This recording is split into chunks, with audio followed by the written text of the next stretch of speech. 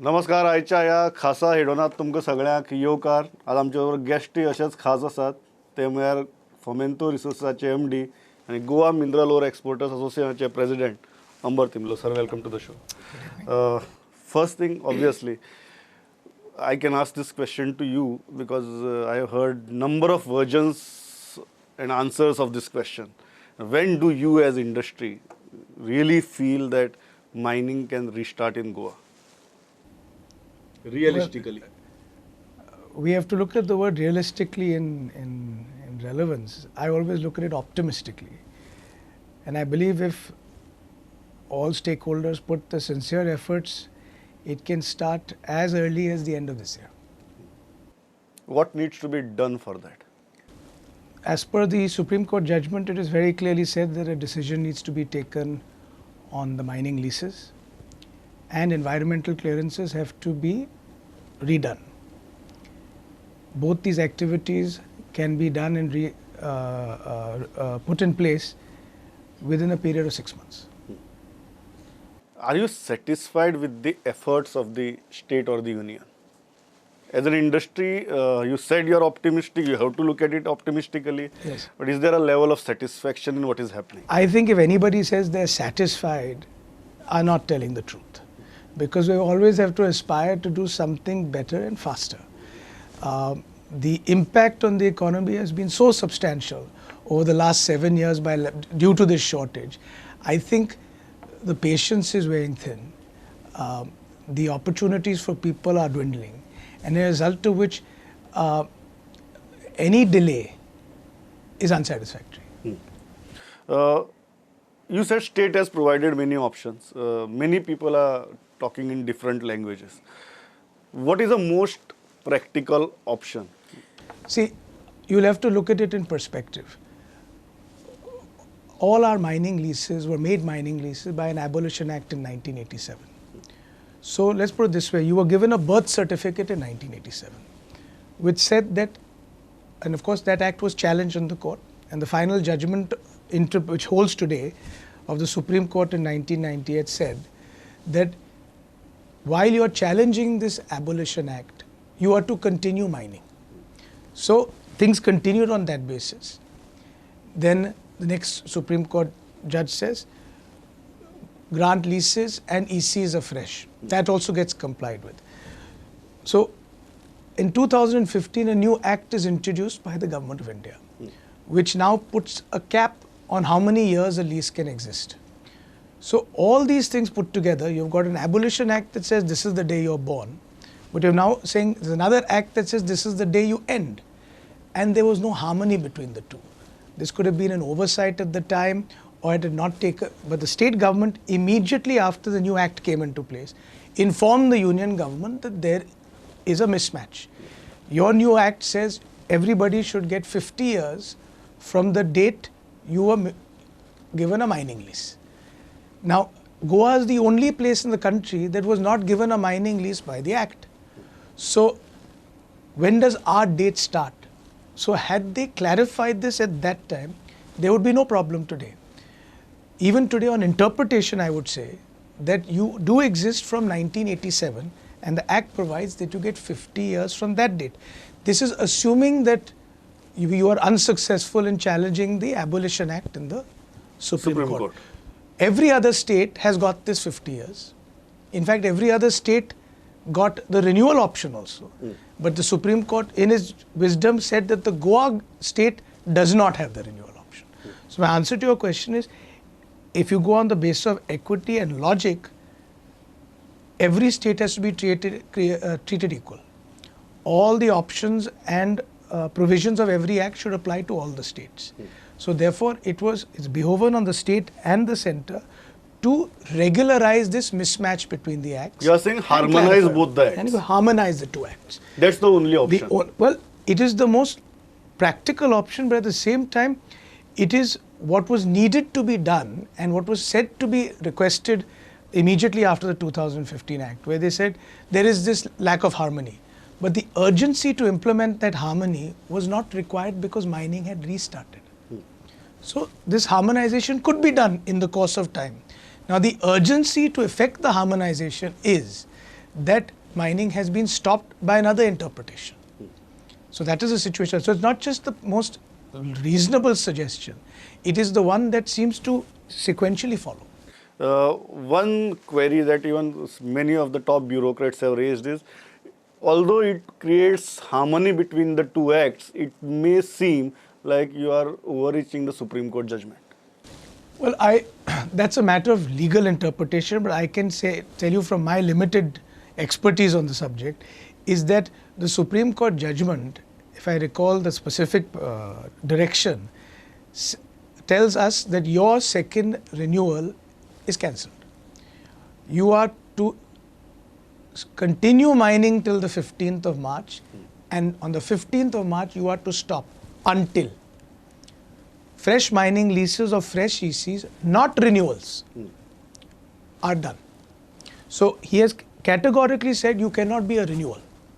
He has said that you can be anything under the Act, but you cannot be a renewal. But nevertheless, you have to go get your environmental clearance again. Had he said I had to go home, he would have stopped it right there and then. He would have said, there's no until. You're saying, please, full stop, auction the leases.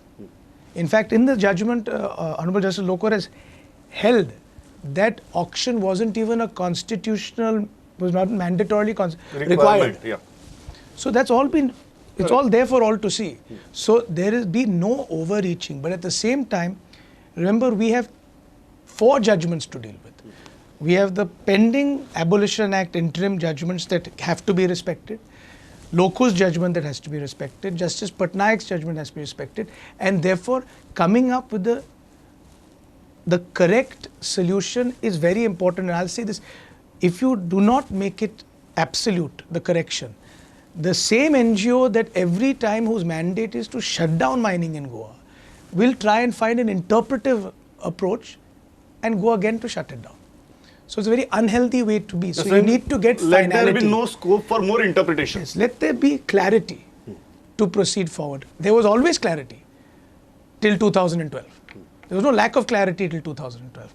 If you've now seen all the submissions of the state government, everything, there has been no mining in Goa without environmental clearance. There has always been forest clearance. There has always been royalties paid. There could be a marginal case of 0.5%, 1%, and whoever those cases are, they are being proceeded with by the SITs here in Goa. And that is not what is in question here. What's in question here right now is on interpretive issues, mining has been shut. If that's the case, then whom do you hold responsible for the situation we are in today? It is Goa Foundation, it is Digambar Kamath, it is Manohar Parrikar, or some elements from your industry? Absolutely myself and the people from my industry, because we underestimated the ability of these so-called self-representative bodies, that then the destruction they can do without having mandate, without having accountability, and not even bothered about the damage that they leave behind. We said, no, our reputation is good. We have always done great CSR activity. We have always done this. We are not like other states who have done this kind of mine. Why would anything happen to us? So I believe we misread the situation on how mining in the rest of the country was being interpreted, and that paintbrush would one day come on us, despite our reputation and despite our track record. So the fault lies with us. Electoral government is an ongoing process. Whoever was the chief minister then, before, or tomorrow. But you still believe the principal catalyst for this situation is the NGO? I believe the catalyst for the situation of stoppage. Yeah. Of course. Not Digambar Kamath, not Manohar Parrikar. Then the question arises, was there illegal mining? What does the industry believe? I'll go back to your earlier question, because I'm not too sure whether I've answered it completely. You're asking me a question, who was responsible for the stoppage of mining? I think that's your question. Not only stoppage of mining, but this whole let's situation understand that created. that the NGO is one group that has been very clear on their intent. So you can give them full marks for that. Right now you can hear the same NGO talking about, we want to talk about corporations, we want to talk about all of these things. What are they actually? I was there in the Supreme Court in both the hearings. Their counsel prayed for one thing and one thing only. We believe Goa should be a non-mining state. Now, the same body that says that, along with that says, now we want to be participatory and involved in how mining should be done. So they've appointed themselves. So they've been very, their behavior has been consistent. The question is whether this, the government was right in 2012 to stop mining. I believe at that particular point in time, the government felt if they acted, it would show very clearly that there's no need for the Supreme Court to intervene. I'm asking this question for one fundamental reason, is that it was Manohar Parrikar built his 2012 campaign on one of the principal issues as illegal mining. Yes. He created the PAC report. He came up with those figures of 20,000, 25,000 crores. He became the chief minister, and this happened within 6 months. Was there a premeditated intent or pressure on that administration to look harsh as far as the industry is concerned? I think yes. And I believe that he tried that by his actions in September of 2000. Of course, I don't want to speak too much about Manohar Bab because he's not here with us now, but I'll just clarify that I believe his actions in 2012 September was to take stock of the situation. Of course, then it went out of control because the control itself was taken away to the Supreme Court. Illegal mining, or there was no illegal mining? I would say there was negligible illegal mining. And if you noticed, even our association members also constitute over 90 to 95% of the industry. And if you notice, the entire procedural work done by the departments after the Supreme Court have clarified just that fact, that there has been no encroachments, there has been no environmental violations, there have been none of that. Then we have heard these crazy figures of 35,000 crores, 20,000 crores, 5,000 crores. And I think the last statement of the chief minister, then chief minister, was around 1,500 crores. Right. What is a realistic estimate of the industry about the loss to exchequer? I will tell you what the loss to the exchequer has been since 2012. In 2012, the total exports were valued at $4 billion from Goa, which at that time was approximately 22,000 crores. Of that 22,000 crores, nearly 50% was statutory receipts, means income flowing either into a center or state exchequer, right? So if you just continue that over a 6-year period where mining has been closed, there has been a loss to a state exchequer of 35,000 crores. Now, the point is somebody saying you have taken 35,000 crores, but after all the detailed studies, even the Supreme Court has held, you cannot rely on the Justice Shah report. Full stop. But the reputational damage has already taken place by virtue of that report. Mining was shut down, 3 years lost, after that a process, after that an interpretation. So you look at a period of time, the loss to the exchequer has been huge, but not by virtue of there be mining, but by virtue of there not being mining.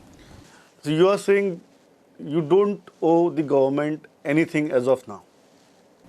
I have, because everybody talks about recovery. In fact, yes. The best word thing is that when are you going to recover the money? I don't think the word recovery has been used in a few years now. Because the point is everyone is slowly realizing that there was a number thrown in the air, that after a lot of analysis and all realized that that number is not representative. And then when you realize that, then you start trying to understand, okay, where could there have been? Right? But at the same time, everyone says, it cannot be that, you mean you're trying to tell me they did nothing wrong? It's, so there's a perception issue which is creating the element of number as opposed to actually a factual number. Categorically, I'm stating, till at present, majority of the large mining companies today, in fact, are owed money by the government and not the other way around. How much?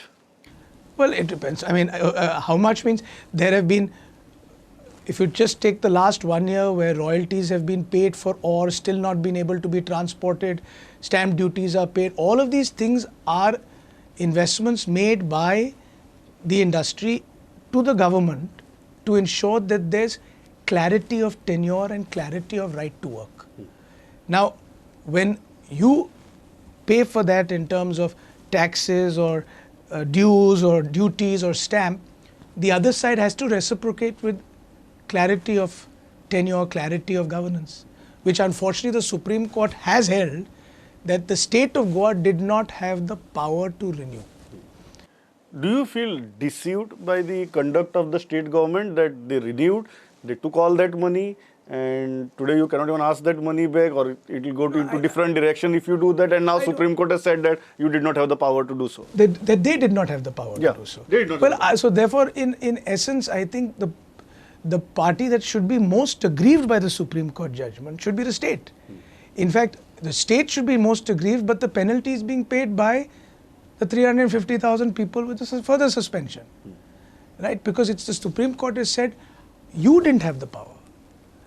They didn't say, mining companies, you committed an illegality. In fact, the Supreme Court said, please continue mining for another month. Government even constituted a chartered accountants committee to ascertain the laws and all those things. Yes. Industry agrees with that assessment, or Well, you so have far, a different view? So far, just to keep you informed, there has been no order yet. Yeah. So I cannot just tell you whether I'm aggrieved or not, but we have represented this matter to the Mines Department a number of times, and we were also very eager that these matters should be also conducted and closed. And in fact, the Supreme Court has said so in their last judgment. Please hurry up and finish these chartered accountant hearings. Since 2012, I believe you have received, in the sense industry has received number of notices based on Justice Ambisha Commission's report. There has been an investigation by Goa police where they have filed charge sheets, interim charge sheets, they are filing additional charge sheets. It's been 7 years. Is industry irritated because of this overstretched, long drawn prosecution / investigation kind of a process? Well, see, what happened was, what SIT you're probably referring to was what was filed in 2013, wherein which the Justice Shah report was taken as it was, and an FIR against all people mentioned in the Justice Shah report is to be registered. There have also been other initiatives taken by that same SIT which are not founding themselves from the Justice Shah, but have an semblance of true investigative reasoning, where they're saying we have noticed cases of illegal mining. It's not, the founding of that is not on Justice Shah. That SIT is done independent. Yeah. So I'm not talking about those. I'm talking about, so when the Justice Shah report was given as is, it is the state government in repeated affidavits after that to the Supreme Court saying on sworn affidavit that the Justice Shah report cannot be relied upon. And as recently as a few months ago in the High Court, the affidavit of the state government categorically says that there have been no violations found on encroachments, etc., with regard to the Justice Shah report. And even letters have been written by the Mines Department to RTI activists and all that who have asked, what have you done regarding recovery? And responses have been given saying these are the situations of findings of ABC, therefore the questions of recoveries do not arise. One important thing is that which became a hallmark of that Supreme Court judgment in 2018 was the opening line of rapacious and rampant mining with sole purpose of profit. How did you feel after reading that? Well, I usually have a habit of never going to the front of the judgment first. I go to the operative part of the judgment first, which is actually the order. Right? So when I read the order, I categorically found that he has held that by virtue of the earlier Supreme Court judgment, the state did not have the power to renew. Of course, in the introduction, he's talked about illegal mining, rapacious mining, all that. But he has held no question of illegality against us. He has not held any fine against us, even though that was the prayer of the NGO in both the petitions. Right? In fact, I was in the court after the judgment, and the next time the NGO tried to go back to the Supreme Court to say we want to ask for damages. He said that question has, of course he has used language in the judgment that says the earlier justice has been very charitable not to charge any fines on these companies. So that's his use of language, but he's also held that the earlier judge decided not to charge any fines on us. So the fact of the matter is we are not fined. We have not been asked to pay penalties because there hasn't been any establishment of any illegality.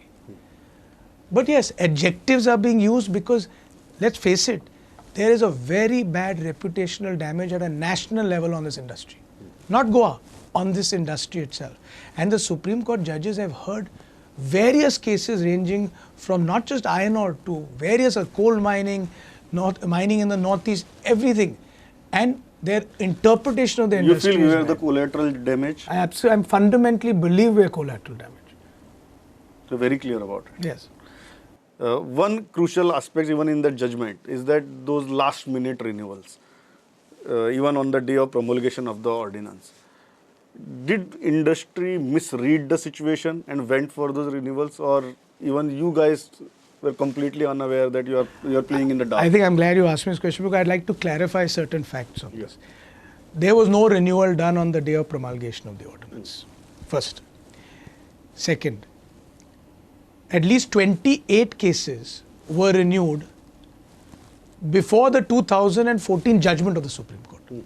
In fact, it was brought to the attention of the Supreme Court by affidavit of the state and the then Advocate General, who said for 28 cases we have received the stamp duty and we have in principle renewed. So that was already brought to the attention of the then bench. So if the then bench actually meant renewals cannot be done, he would have said no, this cannot be done. But be that as it may, 28 cases were done. But execution of lease deeds weren't happening, etc. So we moved the High Court in April of 2000 and May of 2014 itself, and the High Court itself said execute these lease deeds. So after that, the government started processing. Now what's very interesting is everyone keeps saying you all hurried up and got those things done. Now the question is, why would we be hurrying up? People are saying you were aware that the new act was coming and that new act said no more renewals. The fact of the matter is, in November, the draft of the new proposed act was put for public comments. There was no mention about this concept of no renewals, nothing. So how are we supposed to assume that this is all going to be in the new act? Please note that a number of renewal cases were executed in November, in December, before the question of a new act coming was even known. Right? So it cannot be that they knew a new act was coming. They were just following from the High Court order, right? Now what happens is, remember one thing, all our leases are granted on the same day. So all our renewals come up at the same time. So when one renewal starts, automatically everyone starts getting in line, but the administration can only deal with that much amount of paperwork in a time. They would have continued processing the renewals, but in 2012, on 12th January 2015, this new legislation comes saying no more renewals. So they had to stop. Otherwise, had that not happened, they would have continued with the High Court order and with the Supreme Court and finished all the renewals. There are a number of cases who all their papers are correct, but they did not get a renewal. For the want of time. For the fact that something came in between. Not you're calling it want of time. It's not want of time. It was a process that was going on. But what we're looking at is 20 cases happened in. You're categorically saying that there was no premeditated attempt to circumvent the promulgation of the ordinance and renew these leases. Can I state this? Factually, how could there be a premeditated intent if the draft legislation that was in the public domain did not even comment on the issue of renewals? Then there can't be premeditation. The question now everybody is asking, why is industry shying away from auctions? Industry is not shying away from auctions at all. The law is very simple as far as the new act has come from the Government of India. When your lease's period is over, that lease shall go for auction. That is the new law. Yes. So two things have to be determined. When does your lease expire? Does it expire after your renewal is over? Does it expire 50 years from the day you were made a lease? So when that time expires, only then can it go for auction.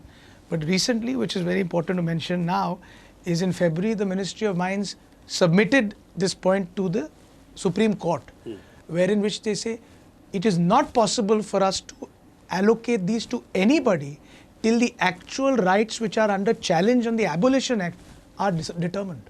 So that's another whole vertical to this whole thing. I'm assuming, let's assume that Abolition Act interpretation is kept on hold. And just one limited point, that an act that gets put on a date should be made prospective, not retrospective.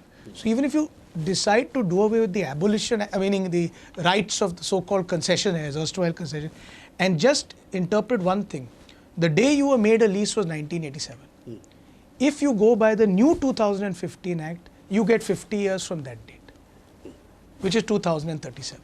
So the question of auction doesn't happen till the date of the end of your lease is determined. So that is not determined. So where is the question of even talking about auctions? It's an academic discussion. You're saying it's not at all a practical No, it's not a question option of on the practical. table. It becomes an event when the tenure of your lease is over and the Abolition Act challenge is decided. So you are saying right now it is not decided. It's a moot point undetermined. now. It's undetermined. Let's first harmonize both the acts. That's the And only way forward. let us go forward with our absolute intent. Otherwise, it looks like you're trying to sell the same goods twice, hiding behind a Supreme Court judgment. You renewed the leases. You believe that was the right thing to do. You believe that harmonization of the acts is the right thing to do. Yet at the same time, then you cannot say, I believe these are the right things to do, and say, you know what, the Supreme Court has not really held that, so I'm going to go and auction. Then you don't have the courage of your own convictions then. You're saying state cannot have this dual intention. Well, not just the state, nobody can have. Nobody can. And I believe no legislator should, because the objective of a legislator is to legislate. The Supreme Court is to interpret the legislation. And not hide behind the order of the Supreme You Court. cannot. I mean, that to me is, people will lose faith in that approach, because then what happens is, what is the sanctity of a contract?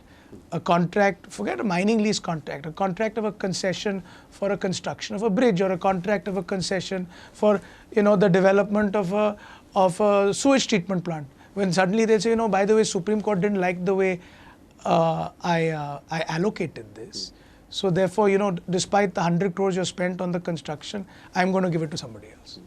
Then you're not fighting for your own actions. Yeah, you're not fighting for your own commitments. Yes. Pleasure talking to you. Thank you. Thank you so much for your time.